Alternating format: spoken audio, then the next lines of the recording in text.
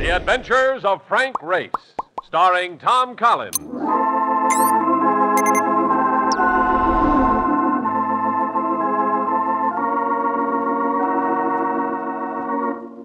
war changed many things, the face of the earth and the people on it. Before the war, Frank Race worked as an attorney, but he traded his law books for the cloak and dagger of the OSS. And when it was over, his former life was over, too. Adventure had become his business. The Adventures of Frank Race.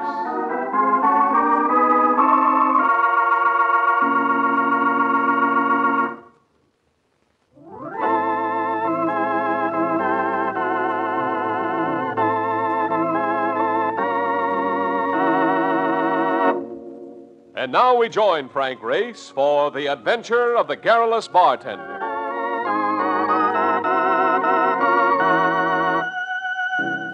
There's something about having a date with a redhead that causes a man to spend an extra 5 minutes with his razor, take a little more time in choosing a tie, and maybe giving himself a last look in the mirror just before he's ready to go.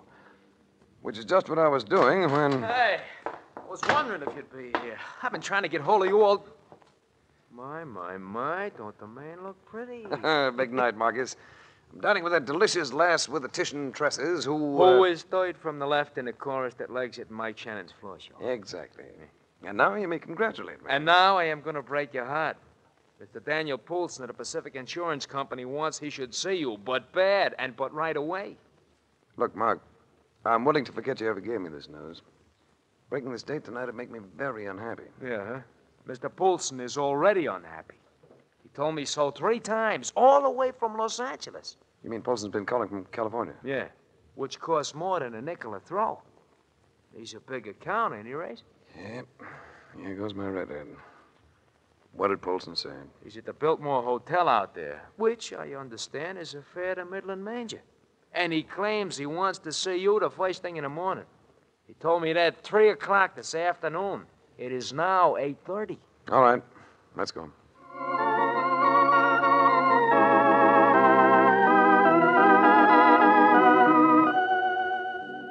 Los Angeles was having one of those days her Chamber of Commerce doesn't like to discuss. Cloudy. And the weather matched the expression of Dan Poulsen as he greeted me in his suite at Biltmore.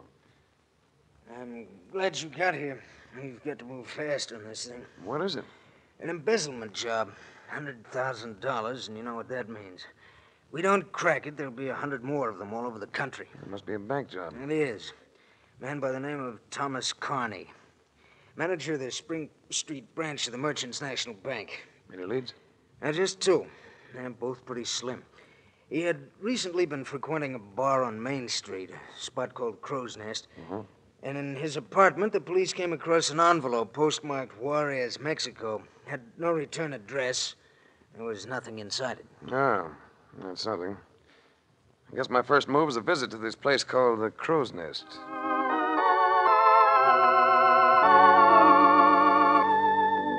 Skid Row with music. That's Main Street, Los Angeles. Here you'll find plenty of drifters. The lads that don't seem to have a knack for what's known as making a living. But the barkeep at the Crow's Nest looked affluent enough. He had a pendulous paunch, cheeks that could have doubled for dewlaps, and a pair of pop eyes that indicated thyroid trouble. Sure, I know Connie. Not a bad guy. You never can tell, can you? You ever hear him say he'd been in Juarez? Juarez? You know, I think he did say something like that once. Yeah, but why? I'd like to talk to him. I thought he might be there. Don't kid yourself, mister. You ain't got a chance of talking to Connie. He might want to talk to me. Might even have changed his mind about keeping that money. $100,000? Yeah, why would a guy want to change his mind about $100,000? Because he finds that he's afraid of what he's done. Because he finds that if he had it to do over, he wouldn't. Yeah, well, you got something there. Come to think of it, Connie was kind of scared, little guy. Might change his mind at that, if you could put it to him that way. What way, Benny? Remember the kid you knew in school who enjoyed pulling the wings off live flies? Well, he was one grown up. He looked as though he might have just stepped out of his web. And the bartender's reaction made you think of the flies. Hello, Zucker. What way, Benny? Oh, I was just saying, I bet Connie's having a good time in Juarez. Tijuana, maybe. You talk too much. You know that, Benny? Sure. I talk too much, Zucker. But I don't mean nothing by it. Guys that talk too much don't hang around very long. You don't know that, Benny. Sure. I know it. Excuse me, Zuko. I got a customer. You heard my name, pal. What's yours? Race. You're a cop, aren't you? Not exactly. I hate cops. Now, just to keep the record straight, I'm an insurance investigator. It's all the same. You're a cop. Which adds up to what? Gonna head right for Juarez, ain't you? Just because that flabmouth said Connie might be there. I might head for Juarez. Gonna head right for Juarez just because that little flabmouth likes to jabber. And Benny... What do you want, Zuko? Come here. Oh, look, Zuko, I told you I didn't mean nothing. I said come here. What do you want, Zuko? A drink? Lean over here. What for? So I can take hold of you. Like this! Let go! You fat flabmouth, I'm gonna... Let go of him. Get your hands off me. If you don't let go of him, I'm going to break your arm. All right, I'll let him go. Big guy, ain't you? Tough, hard, big guy. Why don't you drift? You know what I'm gonna do with you, big guy? I'm gonna be around. Gonna be around all the time. You stay here, I stay here. You go to Juarez, I go to Juarez. All the time till I get you somewhere just right. Then I'm gonna make you wish you'd never been born.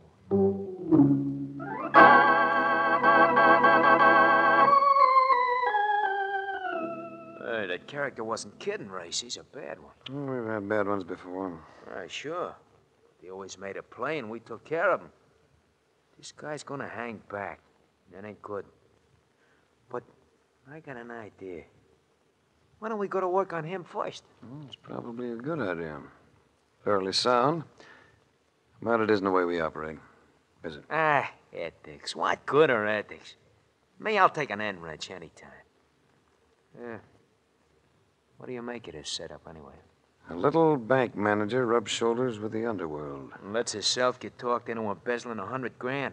He'll be lucky if they let him keep a nickel of it. That's a pretty sound observation. Know anything about Juarez, Mark? I was there during the war. It's the toughest town on the North American continent. Well, Juarez is where we're going, as of now.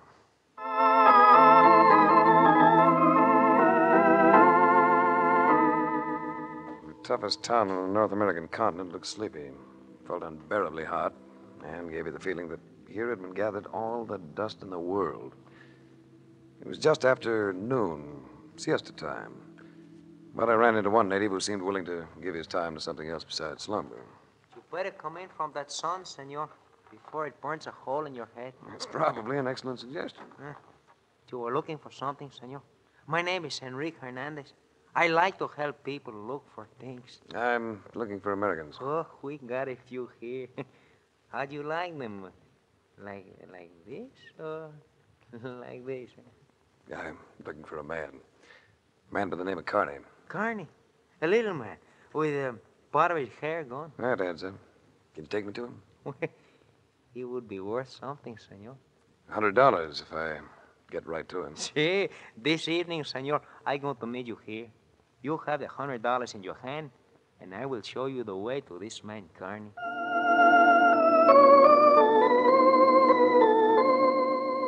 I had sent Mark Donovan looking for information. I found him seated at a table in the bar of our so-called hotel, sipping drinks with three people who were obviously Americans. There was a man and two women. Mark saw me as I came in, excused himself, and came over to me. Hey, have any luck, Race? Oh, little. It looks like you're doing all right. Yeah. I kind of stumble into this. See the two dames? Well, I make a play for the young one, and the old one gets the idea I mean her. Well, look up, but she didn't exactly slap your face. No, not Emma. In 15 minutes, I am the thrill of her life.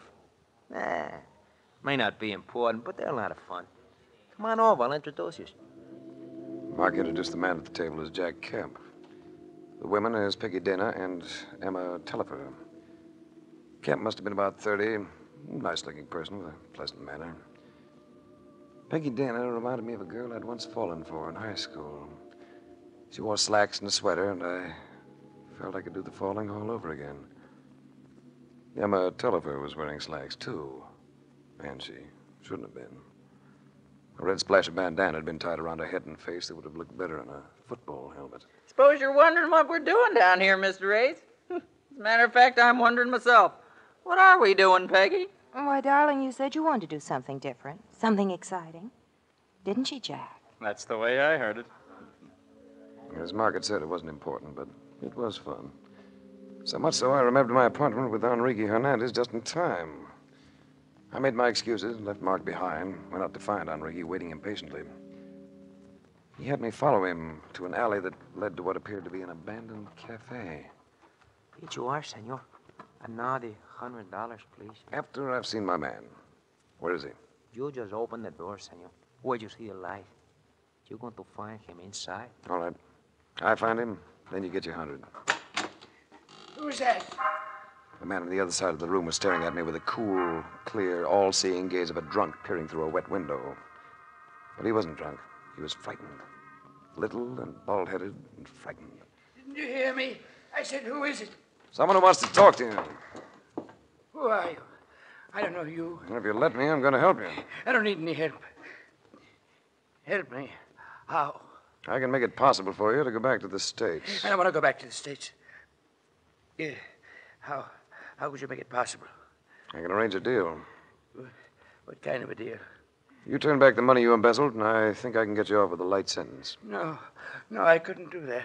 You'd rather sweat it out like this, would you? Terror-stricken, wondering what's going to happen next. I know, but I couldn't return the money now. They wouldn't let me. Who wouldn't let you? Never mind, I can't say. You'd rather keep eating your heart out, would you? All I have to do is telegraph. We'd get a reply back in a matter of hours. A light sentence, Carney. Then you're free again. I don't know. I could see I had him going, so I kept talking until he finally gave in. I was to wire Los Angeles. If the deal could be made, if he could get off with a light sentence, he was willing to turn over the money. I left him and found a telegraph office, but it wasn't until the next morning that I got my reply. Then I went back to see him. Connie, you here? Yeah, he's here, Race. Why don't you shut the door? It was Zucker, looking as though he just pulled a wing off of one of those flies. He was sitting in a rocking chair, rocking gently. Sit down. Or, I'm afraid you'd get your clothes dirty. Where's Connie? He's here, in the other room. Go take a look.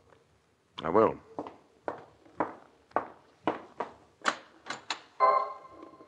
Connie was sitting in a chair, too, and it happened to be another rocker. But Connie wasn't rocking. Someone had beaten the life out of him with a blunt and heavy instrument.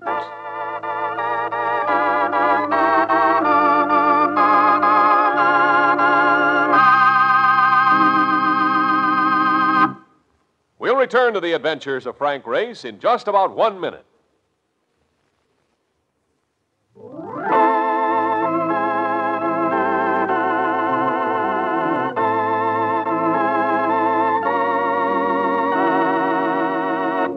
And now, back to the adventures of Frank Race. It all seemed so pat. My scared fugitive with his $100,000 hidden away somewhere, and I'd needed only a talk with him to break the case. So I'd been telling myself, or should I say kidding myself. When a man has no breath in him, he does no talking. And this was now the permanent condition of Thomas Carney, embezzler. I turned back to Zucker to find he'd been joined by a couple of dubious-looking companions. Kind of a mess, ain't he? Carney? Yeah, he's a mess, all right. Somebody must have really had a grudge against that boy. Somebody who wanted that money he was carrying. Yeah, that's the way I figure it, too. You didn't want it, of course. Me? I was Connie's pal. That's right. You were his protector, weren't you? So you let someone murder him. Go ahead. Needle me. See what it gets you. Of course, you weren't with him when it happened. That's right, I wasn't with him. Or it wouldn't have happened. Not right now, anyway. But somebody was with him. It might have been you. Sure, yeah. That's the way I make my living. By murdering the one man who can break the case for me. Well, it's been done before. That's right. You don't like cops, do you? You don't think they're honest. That's right. I don't think they're honest. I told you I wasn't a cop. You're a cop, all right. I suppose you've been looking for that money. I hate cops. If you had the money, you wouldn't be here. And you wouldn't have killed Carney unless you were sure of the money. So that lets you out. I'm much obliged. But it don't let you out. No? No. And you know what we're gonna do? We're gonna tease you. Tease you till you tell us a story on that dough. You're overlooking something, aren't you? Yeah? What? Would I have come back here if I already had the money? How do I know?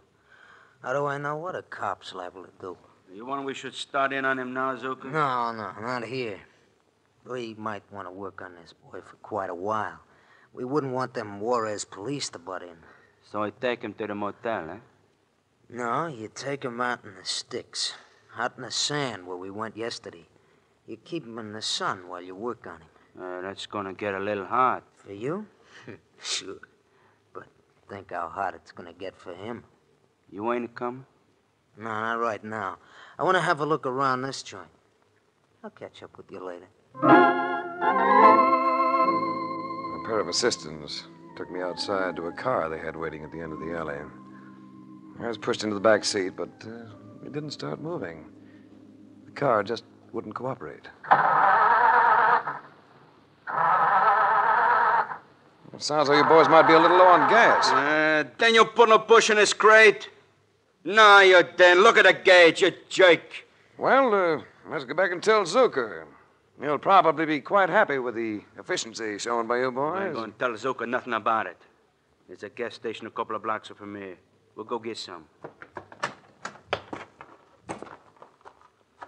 All right, come on, get out. Oh, you want me along, too, huh? No, I thought maybe you'd let me sit here and watch the passers-by. Quit clowning. Get out. It was more than 2 blocks. It was 5. All of them dusty, all of them hot. And my companions weren't used to walking. That quickly became obvious. So by the time we reached the gas station, both were thoroughly disgruntled with me, with the weather, and with each other. And then we had to wait. What goes on around here anyway? Ain't there nobody to run this joint? It's 1 o'clock, siesta time. Oh, damn it, siestas. No wonder they never get nothing done around here. Now, here's a can. We can just take some gas, leave the money. We'll take some gas, all right, but we ain't leaving nothing. Here, I'll fill it for you. Okay, where do you want it? In a can, you creep. Where else? I was thinking a good spot might be your face.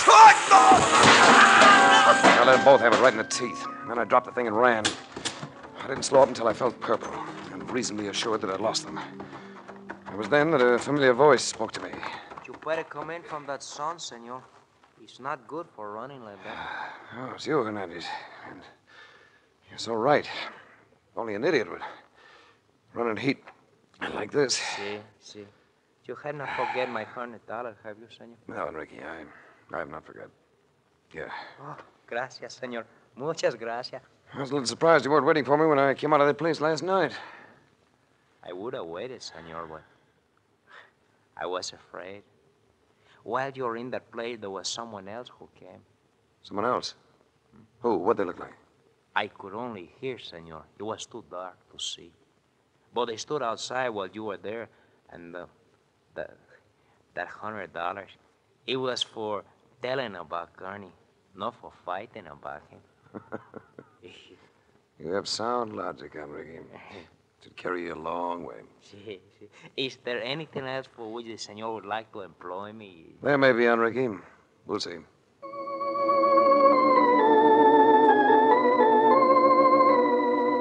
I was hot and thirsty, and full of the conviction that I'd bungled what appeared to be a fairly simple case. A combination of circumstances that called for a drink. A long, tall, cool one that I secured at the bar of our hotel.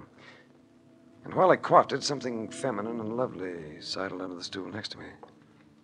Something feminine and lovely by the name of Peggy Dana. Hello, Race. Hello yourself. You look as though you'd been running. I have, but we won't talk about that. What would you like? I didn't stop for a drink. I just thought I'd like to talk to you. Mm-hmm. Had I known that was coming up, I'd have gone downstairs and prettied up a little. Oh, you look all right as you are. You look all right, too. You look awfully all right. Race, why are you down here? Hasn't Mark Donovan told you? You know he hasn't. He's not the type. What are you doing down here? I just came down for a look at the place. I'd heard it was wild and woolly. Now I guess I'm just staying because you're here. But you've been keeping so busy. What about the boyfriend, Jack Kemp? Yes. What about me, Peggy? I thought I was in your good books. I think you're wonderful, darling. See, Race? The girl really loves me. So quit trying to steal her, will you? Look, why don't we go to a table where we can start some serious drinking? Oh, Jack, it's too hot. Not for me. How about you, Race? I think I could handle another one. Good man. Now, I'd like to make you a bet. Just finish one more of those things you're sipping now. And I'll give you any odds you want that it's the beginning of your downfall. He was almost right. A hot day and a bartender who knew how to hide dynamite in a cool, delicious drink. That's enough to cause your grandmother's downfall. By the fourth one, I knew I'd have to slow up. It didn't seem to bother Kemp. The only way he showed any effect was by insisting on paying for every round, and by the careful and exact way he counted out the bills to pay for them. I was finally rescued by Mark, who somehow got me up to our room. Are you off your rocker? You can't drink like that in this country. Or in any other. What do you want? Hot coffee, cold shower, or both? I don't want either, Mark. Be quite truthful, I just want to go out and send another wire to Los Angeles. You nuts. Here, just let me ease you down on this bed now. Ease down onto yourself, boy. I'm going out and send that wire. I just thought of something I think is going to crack this case.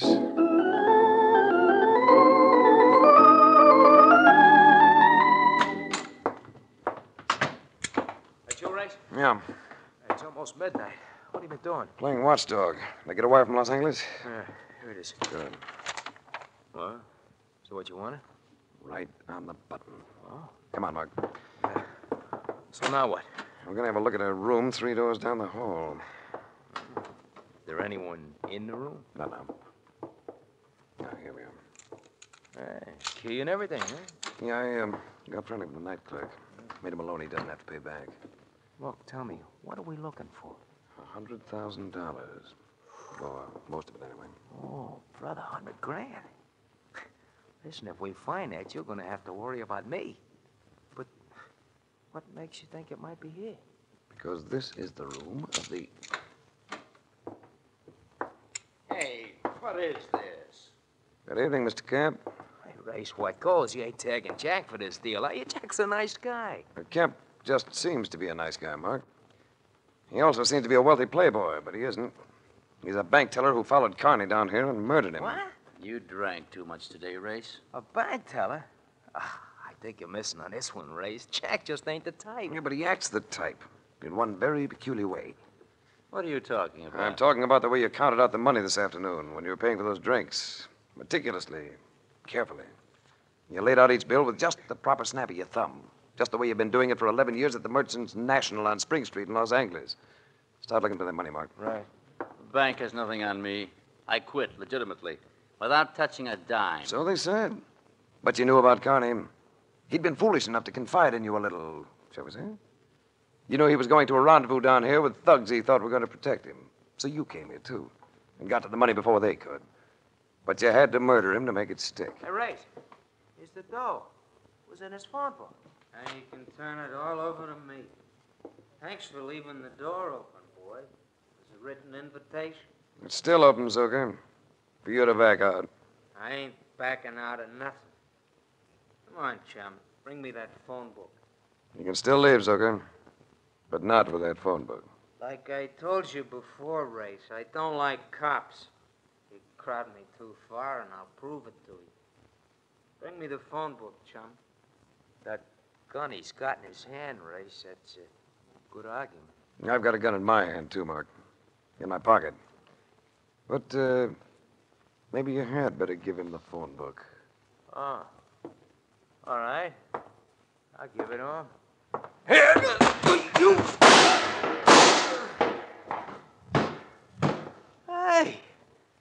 bit of a rod in your pocket. That's right. There's sometimes when you can't afford to bluff. And this was one of them.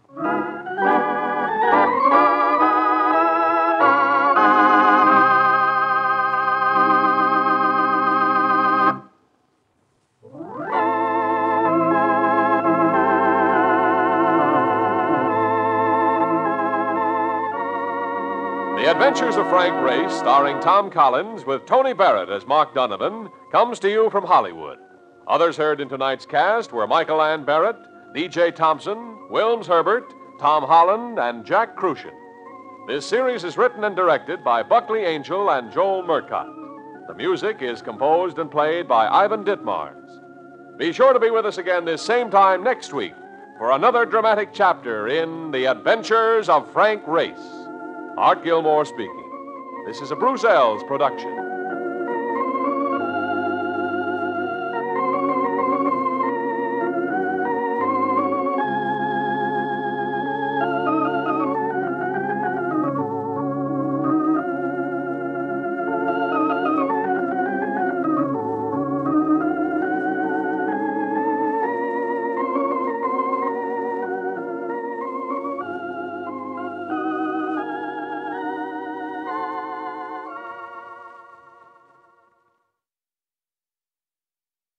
Enjoying the timeless classics on Golden Age Radio? If you're loving the nostalgia and captivating stories, consider supporting our channel with a tip. Your generosity helps us continue bringing you the best of vintage radio entertainment. Simply click on the link in the description. Thank you for being part of our community. Lost in Brazil invites you on an unforgettable journey where every moment is an adventure waiting to be discovered. Join us as we uncover the soul of Brazil, one incredible experience at a time. Click on the link in the description and embark on the ultimate Brazilian odyssey. You have been listening to Golden Age Radio, rumble.com/C/GAR, brought to you by G3PL.com. Don't forget to subscribe for more videos.